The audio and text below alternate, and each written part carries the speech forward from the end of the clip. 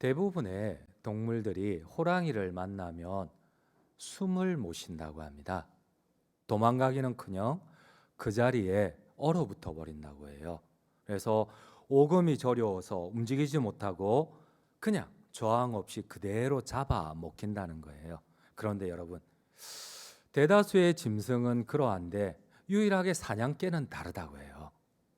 여러분, 사냥개는 호랑이가 달려와도 그대로 호랑이를 물어버린다고 해요. 오히려 너무 힘차게 호랑이한테 달라드니까 이 맹수의 왕인 호랑이가 깜짝 놀라서 한 번도 나무를 타본 적이 없는데 나무를 탈지 모르는 이 호랑이가 나무에 올라가 버린다고 할 정도입니다. 심리학자들이 왜 그런가? 왜 모든 짐승들은 호랑이를 보면은 그 자리에서 오금을 저리고 서 있지도 못하는데 왜 사냥개들은 이렇게 힘차게 달려들까? 심리학자들이 연구를 했다고 해요. 여러분들 어떠세요? 여러분들 생각에는 왜 사냥개들은 이 다른 짐승들하고는 다르게 이 맹수의 왕인 호랑이에게 적극적으로 달라들까요? 오히려 호랑이가 깜짝 놀랄 정도로 달라들까요? 그렇습니다. 심리학자들이 연구한 결과 사냥개의 뇌리에 새겨진 자아상 때문이라고 합니다. 여러분, 계속해서 사냥개들은 어렸을 때부터 계속 주인이 이 수많은 맹수들을 싸 죽이는 것을 보았어요.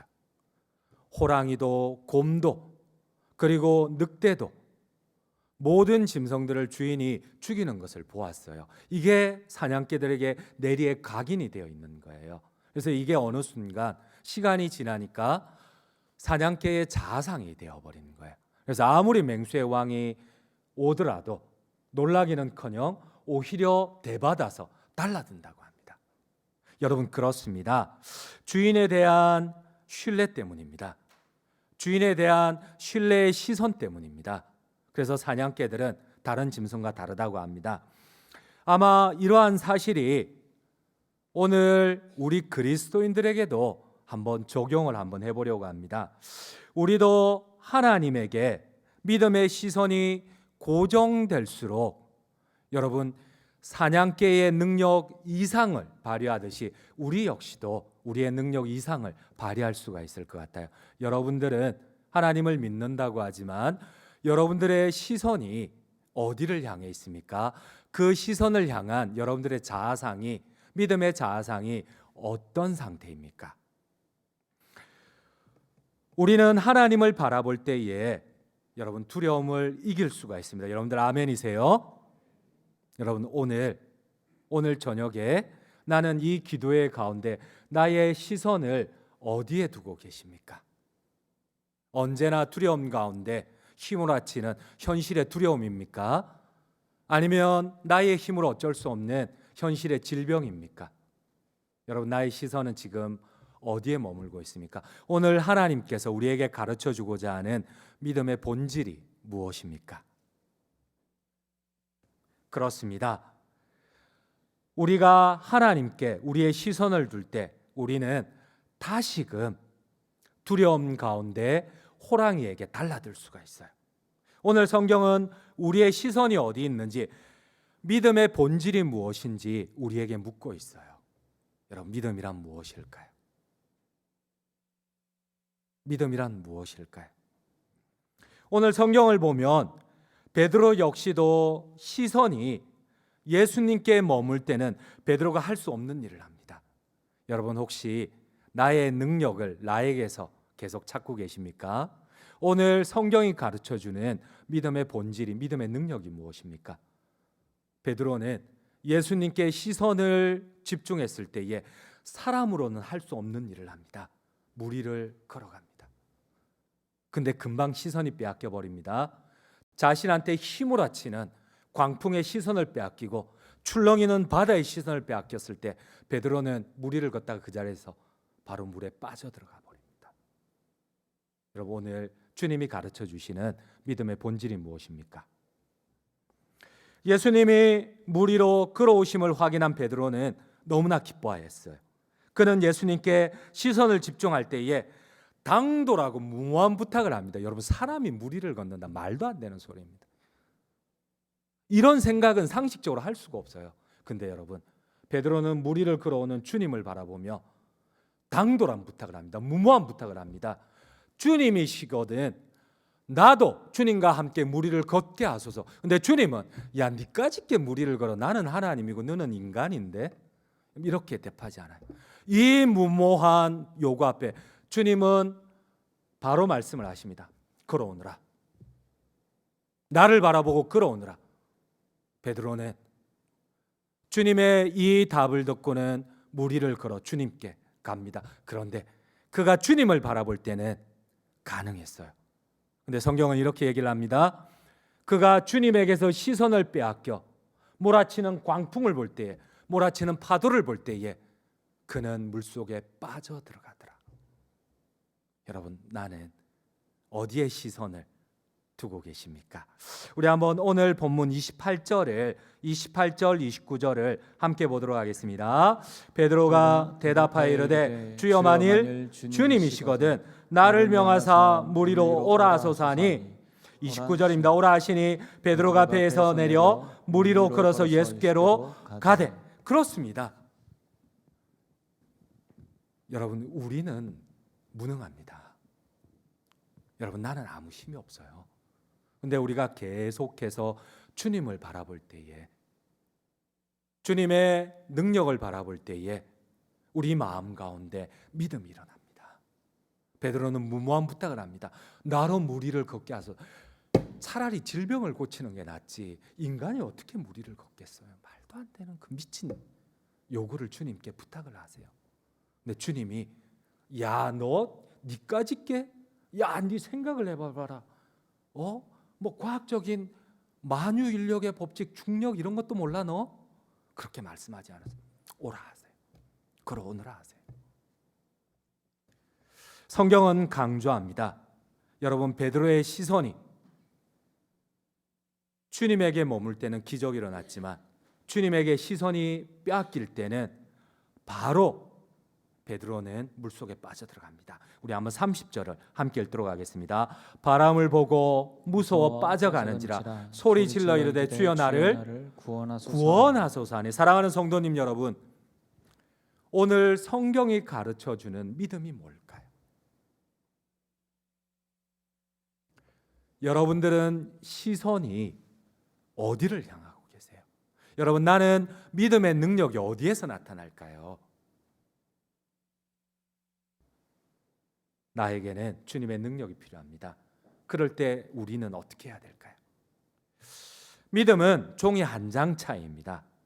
여러분, 베드로는 무리를 걷다가 바로 물에 빠져들어갑니다. 이 믿음의 종이 한 장 차이가 무엇일까요? 우리의 시선이 어디를, 무엇을 보느냐입니다. 여러분, 믿음은 시선입니다. 여러분, 믿음은 시선입니다. 여러분, 이 사실을 믿으십니까? 나는 지금 이 예배 시간에 어디를 바라봅니까?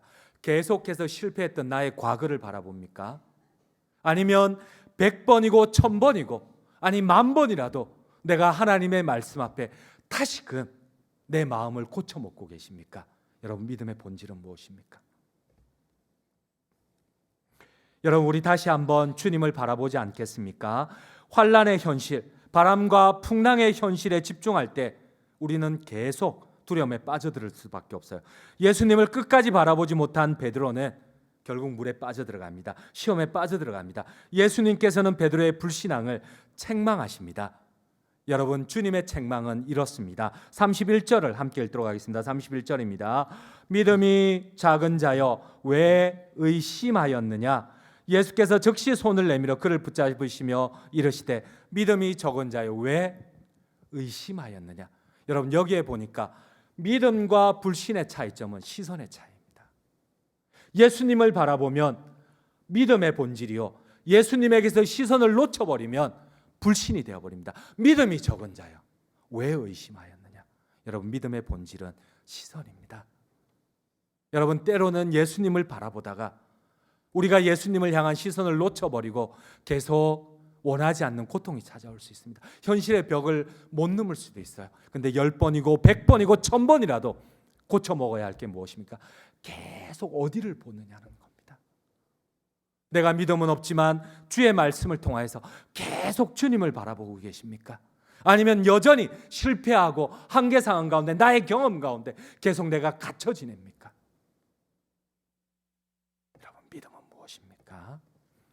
믿음은 우리의 시선입니다. 우리는 계속 예수님께 우리의 시선을 둘 때에, 예수님을 계속해서 의도적으로 바라보고자 할 때에 믿음의 능력이 나타납니다. 아멘이세요? 그렇습니다. 누가복음 8장에 보면, 여러분 성경에 보면은 제자들이 계속 갈릴리 호수를 다닐 때에 사복음서에 보면 서로 다른 세 가지 사건이 일어납니다. 여러분, 오늘 베드로에게 이런 사건이 일어났지만 이전에 보면 누가복음 8장에 보면은 나인성의 과부의 죽었던 아들을 주님이 살려줘요. 7장에, 누가복음 7장에. 근데 누가복음 8장에 보면 제자들이 배를 타고 갈릴리 바다를 지나가는데 풍랑이 일어납니다. 근데 여러분, 이때 또 제자들은 똑같은 짓을 합니다. 여러분, 성경의 제자들은 주님이 풍랑을 잠재우고 바람을 멈추고 바다를 잠재우는데, 그러한 경험이 있어도 또 똑같이 풍랑이 일어날 때마다 똑같이 그들의 시선은 자기 자신들한테 머뭅니다. 내가 어부인데, 평생을 바다에서 내가 잔뼈가 굵은 사람인데, 여러분 누가복음 8장에 보면 방금 전에 나인성 과부의 죽은 아들을 예수님이 살려줘요. 근데 그들이 갈릴리 호수를 건널 때에, 지나갈 때에, 배를 타고 지나갈 때에 광풍이 일어납니다. 그런데 여러분, 제자들이 그 배 안에 주님이 있는데 주님께 시선을 두지를 않아요.